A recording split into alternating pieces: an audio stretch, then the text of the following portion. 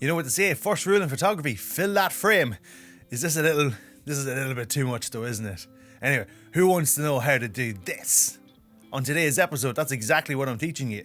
How to shape your balls. Your bokeh balls. Okay, this is a better angle here. It's not as close. You do want to fill the frame, but you don't want to do the whole frame. Well, how's it going? I'm Mark Duffy. Welcome to my channel. And yes, on today's episode, I'm going to be teaching you how to shape your bokeh balls. And today, it's because this weekend is Valentine's, I figured it'd be cool to do maybe the heart-shaped one and do a photo with the whole Valentine's theme in it. And this is a really easy trick to do. You can do any kind of shape you want. I'm not going to show you all the different shapes you can do. Once you cut out one, you can cut out whatever you want thereafter. I've seen other videos where they use a convoluted way of mounting it onto lenses and taping this, that and the other, and it's a whole art attack fiasco. I'm not doing that. This is going to be really simple. So what you're going to need is some black card, a pencil, a step-up ring, an X-Acto knife, and some print of the shape you want to cut out. Don't worry about making mistakes. As you can see here, I made plenty, trying out different sizes, and yeah, this ended up being a lot longer than I thought it would take. Place your step-up ring face down and trace around the outside of the 82mm thread in my case. Once you've done that, flip it over and now trace the inside of it. And what we have now is a channel where we can actually cut out, and this is to make sure the card will fit into the step-up ring when we go to mount it on our lens. So if we try it in the step-up ring, you can see it didn't really match, so we'll just use the X-Acto knife and cut away some extra bits to make sure that this fits properly into the step-up ring. Next, we just need to get the design that we're going to cut out. You can either freehand draw this, or in my case, use a shipping label with a print of a heart and place it on your card. Now the fun and the hard part begins. Cutting out your shape. Take your time, make small movements.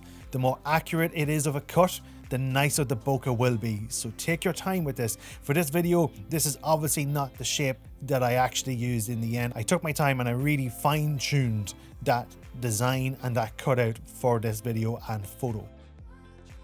Now that I've done the cutting, it's time to see, will this actually come out in one go? If you lean heavy enough, it should come easy enough, but obviously I didn't lean enough here. So just be gentle, press with your fingers lightly, and then if needs be, bring the X-Acto knife and just touch away at the edges. Don't do too much because you don't want to ruin your shape. You really need to be careful here because this is the part where you could ruin your shape. Last thing to do now is to see what it looks like on the step-up ring. So you can see now, this is your filter. No glue, no sellotape. It just sits perfectly and this will go onto your lens.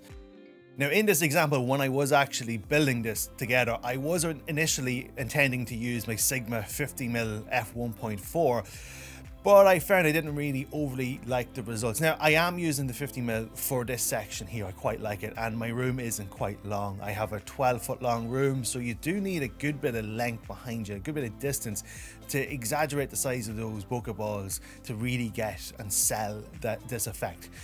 So I ended up using my Sony 135mm G Master f1.8. It is needed to be said, you do need a fast prime for this. You really should be using something like it's a f1.8 or f1.4, whatever the fastest is, because you really want to have nice bokeh in these shots. And as you can see from this shot here, I'm actually not using any lights bar the nan lights to uplight this box of chocolates. I'm literally using what's given to me, this nice daylight that I'm getting in the kitchen, and that's because I needed the fairy lights to be nice and strong, and the strobe lights were kind of overpowering it as well, and I just liked the light that was coming in. So this is something you don't necessarily need a lot of lighting equipment for, so it is really an easy trick to do. So there you go, a really simple and effective trick to do to get different shapes on your bokeh balls. So whether it's hearts for Valentine's, or shamrocks for St. Paddy's Day, or even a Christmas tree for Christmas, or even your logo, you can even do your logo as well.